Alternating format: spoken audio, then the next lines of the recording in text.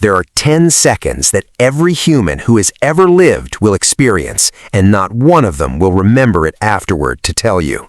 10 seconds where your brain does something almost nobody knows about. For thousands of years, civilizations tried to explain this moment with myths, gods, and afterlife stories. Ancient Egyptians believed the soul was weighed. Greeks believed it crossed a river. But none of them had what we have now, real machines recording real brain activity during real human death. And here's the twist nobody expected.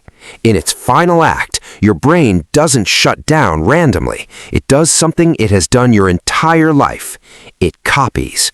It pulls up your memories and it replays them one final time, like a machine running its last program before the power goes out. This is the story of what your brain secretly does in the last 10 seconds of life, and why it might be copying your whole existence back to you. In 2022, something happened by accident that changed neuroscience forever. Doctors in Canada were monitoring an 87-year-old patient's brain with an EEG machine when the patient suddenly suffered a fatal cardiac arrest right there, mid-scan. For the first time in recorded history, scientists captured continuous brain activity from before death, through death, and after death. What the data showed was staggering. In the 30 seconds surrounding death, the brain produced a massive surge of gamma waves, the exact same brainwave pattern linked to memory recall, dreaming, and deep meditation. And the regions lighting up weren't random. They were the memory centers, the same parts of the brain that activate when you recall your childhood, your first love, your biggest moments.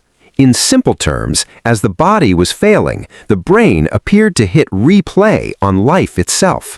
Not random memories, an organized, almost story-like sequence, like the brain was copying its own greatest hits one final time before deleting itself forever. This matches decades of reports from people clinically revived after near-death experiences, the same vivid, fast-moving, life flashing before my eyes sensation, described almost identically across different cultures, different countries, different centuries. Scientists now believe this isn't a glitch. It may be a built-in survival mechanism hardwired into every human brain on Earth. But the brain doesn't stop there. It also warps something even stranger, time itself. Survivors consistently report the same phenomenon, time stretching. A 2-second car crash can feel like 2 full minutes. Researchers believe extreme stress pushes the brain into a hyper-processing state, absorbing far more sensory detail per second than normal. Your brain, in its most dangerous moment, becomes a faster, sharper copy of itself. Then there's the calm. This is the part that shocks people most. You'd expect panic, pure terror. Instead, studies on oxygen-deprived brains reveal a flood of natural chemicals, serotonin, endorphins, nearly identical to the chemical state monks reach after years of deep meditation. In seconds, a dying brain reaches a state some spiritual practitioners spend a lifetime trying to copy. Some neuroscientists believe this is evolutionary, an ancient survival mechanism inherited from early humans who needed calm minds, not panicked ones during life-threatening moments in the wild. So what does all of this actually mean? It means your brain's final act isn't collapse, it's curation.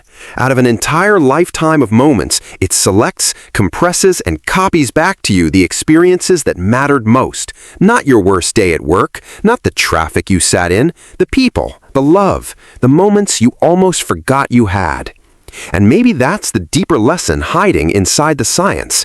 If your own brain's last act is to replay only what truly mattered, then maybe that's the most honest verdict on a human life that will ever exist.